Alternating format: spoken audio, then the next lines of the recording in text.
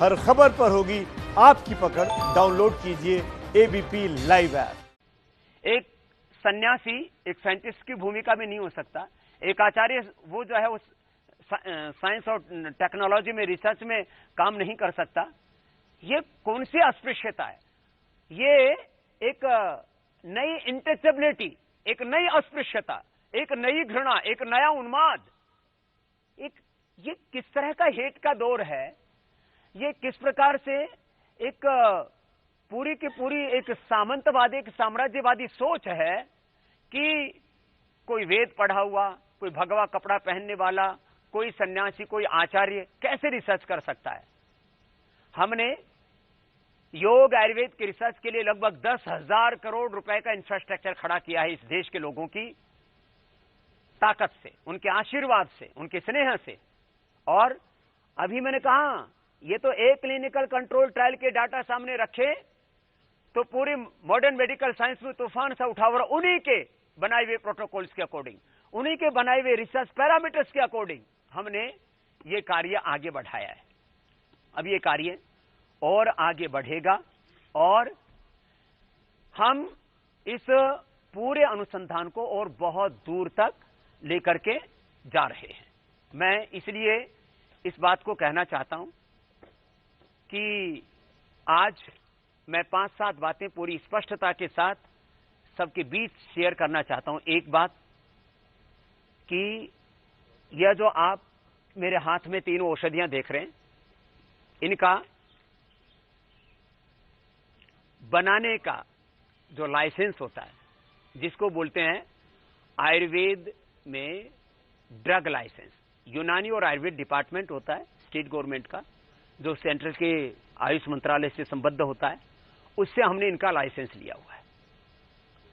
अब कुछ लोग इसी पर कोहराम मचा रहे हैं कि आपने लाइसेंस क्या लिया हुआ है और आप इसके ऊपर रिसर्च क्या कर रहे हो। अब मैं 2 बातें अलग अलग कहनी चाहता हूं। भैया, आयुर्वेद में ड्रग लाइसेंस का जो प्रोसीजर है वो औषधियों के परंपरागत गुण विज्ञान के आधार पर मिलता है। यह खाली स्वासारीय कोरोनिल की बात नहीं है। आयुर्वेद की सभी औषधियों का जो रजिस्ट्रेशन होता है वो उनके परंपरागत गुणों के आधार पर होता है। कोई भी औषधि का जो अनुसंधान है, क्लिनिकल कंट्रोल ट्रायल है, उसका प्रोटोकॉल आयुर्वेद तय नहीं करता है। उसके लिए, क्योंकि पूरे मेडिकल सिस्टम को एलोपैथी या मॉडर्न मेडिकल साइंस लीड करता है, तो मॉडर्न मेडिकल साइंस ने रिसर्च के पैरामीटर्स बना रखे हैं, हम उसको फॉलो करते हैं। तो हमने कोरोनिल का, स्वासारी का जो आयुर्वेदिक ड्रग लाइसेंस है वो परंपरागत गुणों के आधार पर लिया। इस पर जो स्वासारी पर भी, श्वास रोगों पर, दमा पर, अस्थमा पर, रेस्पिरेटरी सिस्टम के ऊपर ये किस तरह से काम करती है, इसका इंटरनेशनल जर्नल में हमने रिसर्च पेपर भी पब्लिश किया हुआ। अब कोई कहे कि स्वासारी का तो आपने रजिस्ट्रेशन लिया आयुष से और इसके ऊपर आपने इंटरनेशनल जर्नल में स्टडी कैसे प्रकाशित कर दी, इसके ऊपर रिसर्च कैसे कर लिया आपने? अरे भैया, रिसर्च का मामला अलग है और जो है, अरे भाई ऐसे क्यों बीच में घुसे हो? अच्छी बात नहीं है ना।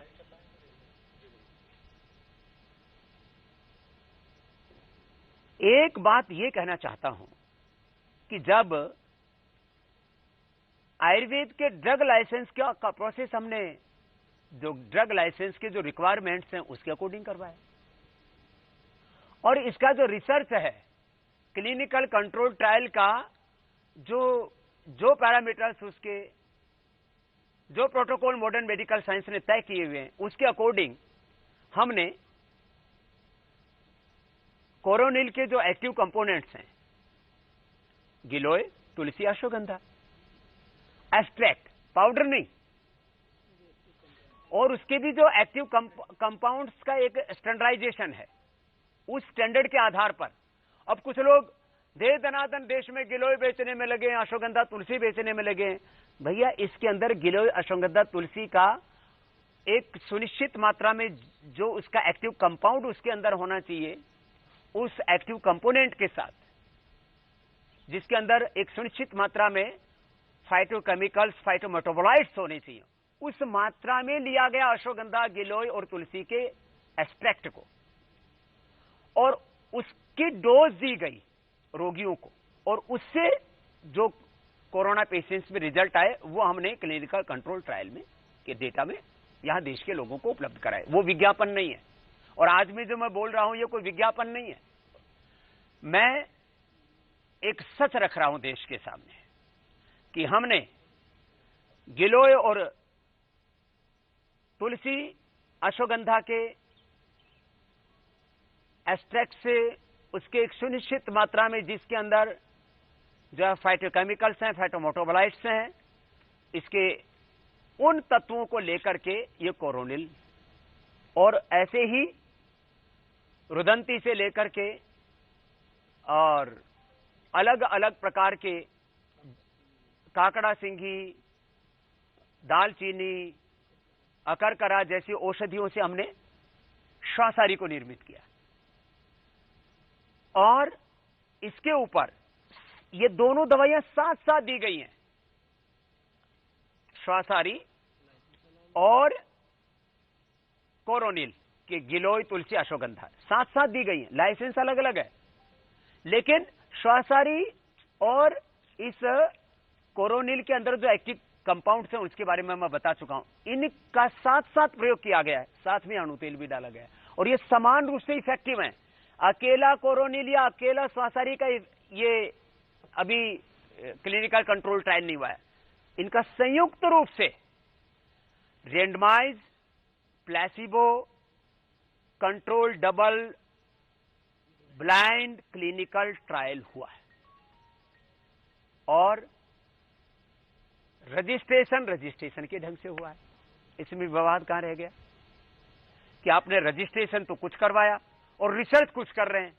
अरे रिसर्च के डेटा अलग है, रजिस्ट्रेशन का प्रोसेस अलग है। रजिस्ट्रेशन के प्रोसेस के लिए हमने रजिस्ट्रेशन का प्रोसेस फॉलो किया, क्लिनिकल कंट्रोल ट्रायल के लिए हमने क्लिनिकल कंट्रोल ट्रायल का प्रोसेस फॉलो किया। और ये तो अभी हमने आपको कोरोनिल और श्वासारी के बारे में बताया।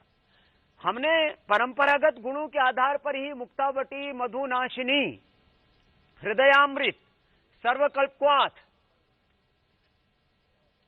भाई आप बीच बीच में क्यों ऐसे आते हैं?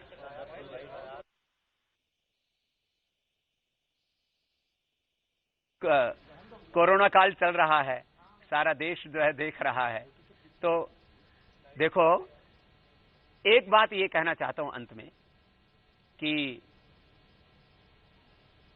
अभी तो एक कोरोनिल और श्वासारी के बारे में बात हो रही है, कल को ये भी बात करेंगे। तो 25 साल पहले रजिस्ट्रेशन करवाया था मुक्तावटी का, तो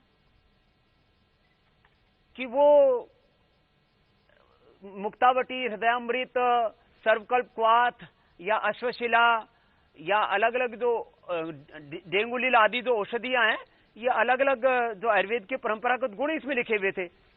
ये कैसे कह सकते हैं कि ये तो बीपी की दवा है, ये तो शुगर की दवा है, ये तो हेपेटाइटिस की दवा है, और हमने हेपेटाइटिस नेगेटिव किया है।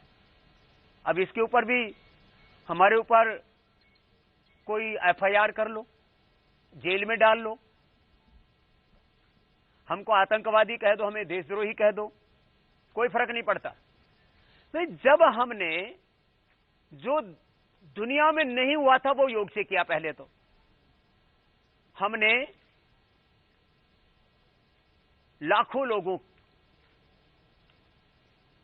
का बीपी ऐसा ठीक कर दिया कि उनको दवा लेने की जरूरत ही नहीं पड़ी। अब कोई कहे कि आप ये कैसे क्लेम कर सकते हो कि बीपी क्योर होता है?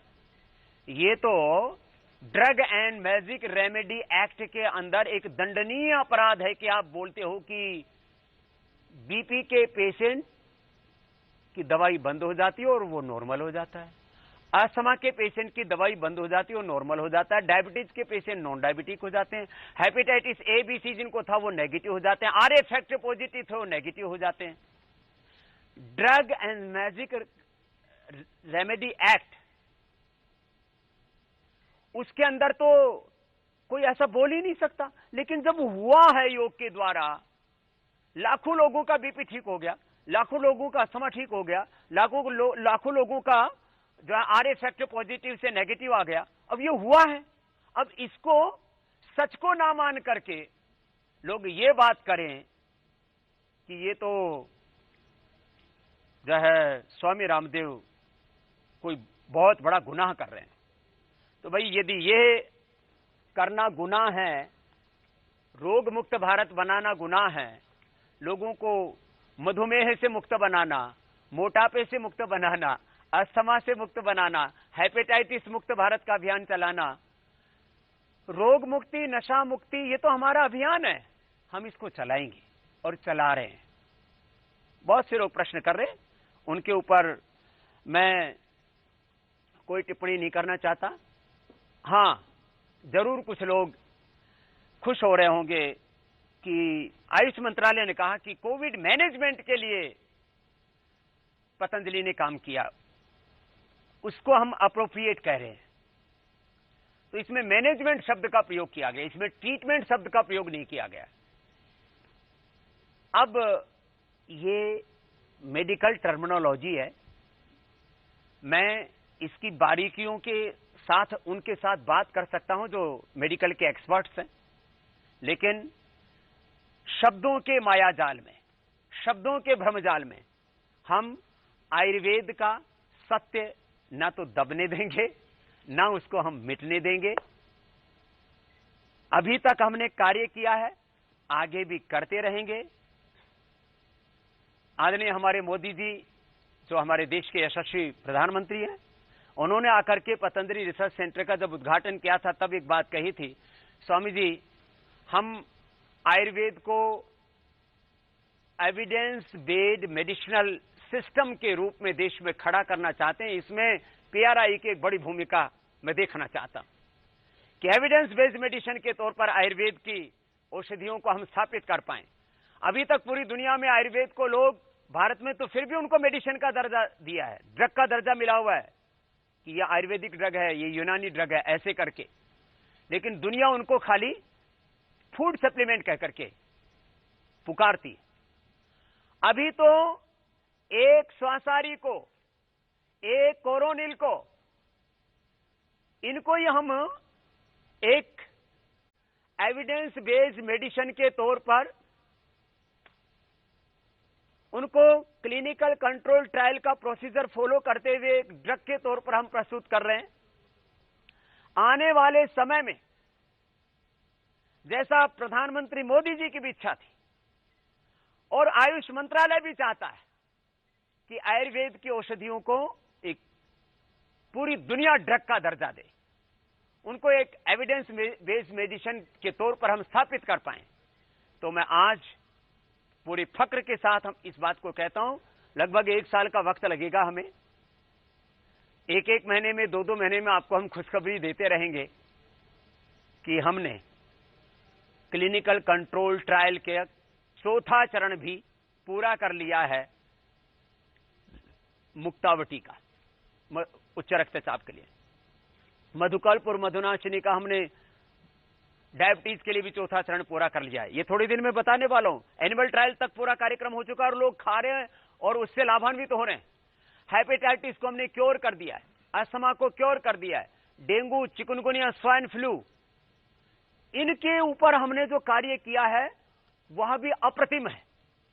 ये बीमारियां, एक बात होती है किसी बीमारी का मैनेजमेंट करना, आयुर्वेद से बीमारियों को जड़मूल से नष्ट करने की प्रक्रिया है। उन एकदम निरापद औषधि है जिनका कोई साइड इफेक्ट नहीं, कोई कॉम्प्लिकेशंस नहीं है। आयुर्वेद के बारे में 3 और भ्रम फैलाए जाते हैं, इनके अंदर मेटल्स होते हैं, लीवर किडनी खराब हो जाते हैं, नर्वस सिस्टम डैमेज हो जाता है। तो यह एक भ्रांति हमने दूर की है।